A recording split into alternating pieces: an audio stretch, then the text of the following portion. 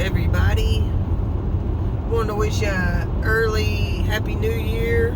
A little Tennessee winter drive home. Winter that feels like spring or summer.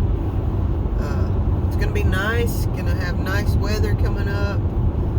Got tomorrow off. One thing I can say about this new company I work for, a lot of perks. A lot of holidays, a lot of paid holidays, and I love it. I'm very appreciative of it.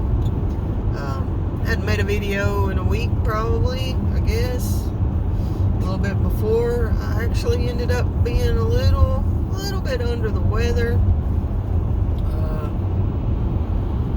Christmas Eve, I guess the night before Christmas Eve, if you will, I ran a fever all night. Got up out of bed several times. Never did have a sore throat, just felt pretty weak and tired, and had that fever, had my head all stopped up. I don't know what it was. I didn't take any sort of a test, if you will.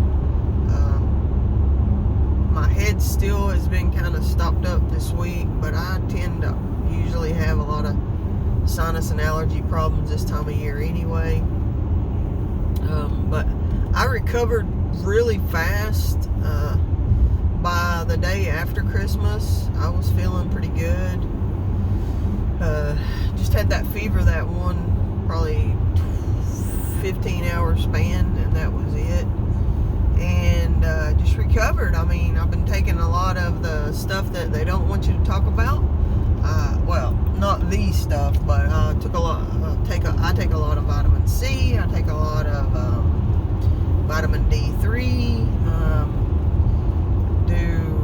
I haven't done the quercetin, but I do the zinc. I do multivitamins as well.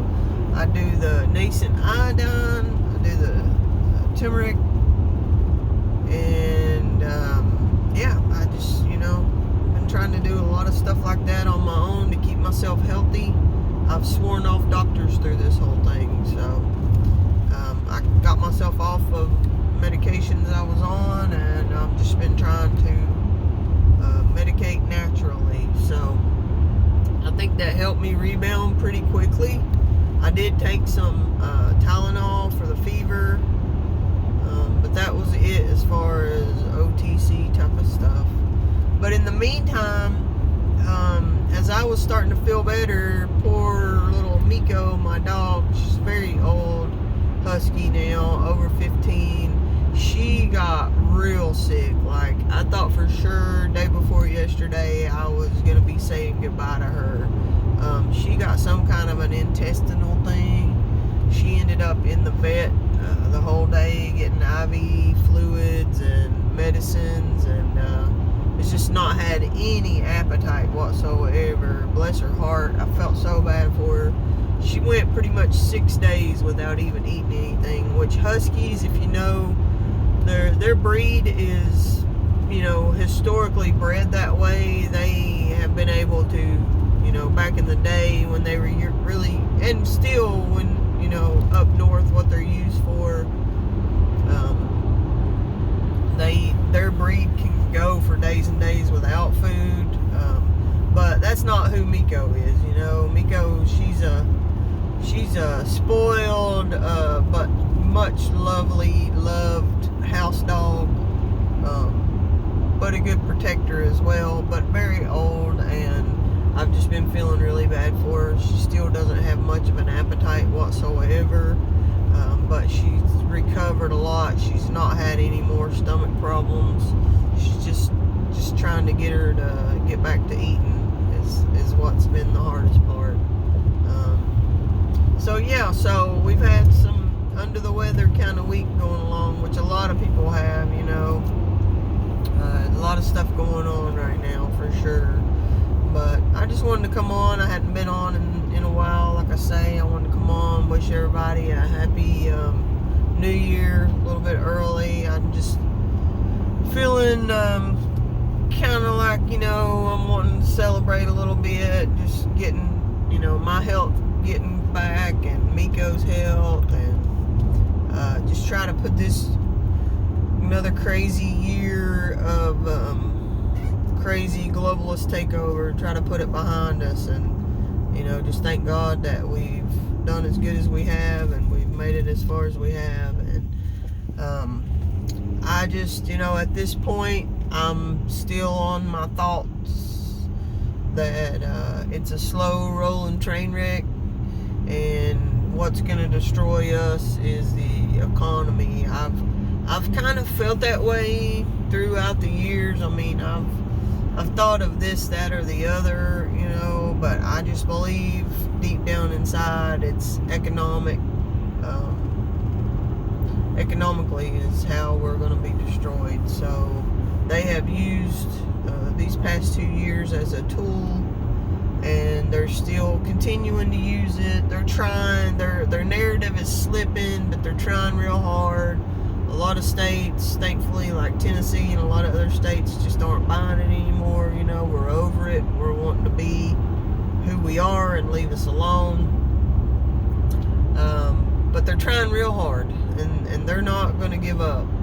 They're going to keep pushing us towards a globalist society, and there's going to come a day when we're going to have to opt out. We just got to be prepared for that. But what I see right now is just the inflation is getting out of control. I guess you couldn't call it hyperinflation just yet, but I mean, the inflation is just, every time I go to the store, I'm glad that I bought as much, I'm glad we got as much as we did as early as we did, because the purchasing meats and things like that has really slowed down a lot. The other day, we went one day, and it was like 4 bags of things, and then like 4 of those like little 7-pound propanes, and then 4 bags of stuff, and it was like $124. Now there was some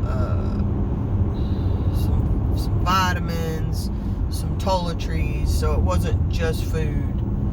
But yeah, it just adds up so fast. You can't go anymore and not spend $100. Really, if you're trying to continue prepping, you're gonna spend $100 every time you go. So just trying to keep preparing, scramble around, figure out any way possible to get something extra each week, even if it's just a few cans of soup or a few jars of peanut butter. I mean, peanut butter is just you can get the natural peanut butter. It's just peanuts and water, or I just get pure natural, nothing else in it. You can still get it for under $2 a jar, and it's a very clean, high in protein, low in sugar meal. So I've been eating a lot of it for lunch. I feel like it fills me up a lot faster than a pack of tuna and an avocado. That's kind of my 2 go-to lunches anymore, is a pack of tuna and an avocado, or peanut butter and honey. So anyway, just hang in there, everybody. I wish everyone the best. I hope everybody's doing good. Much love, and we'll roll into 2022 and see where it takes us. Peace out.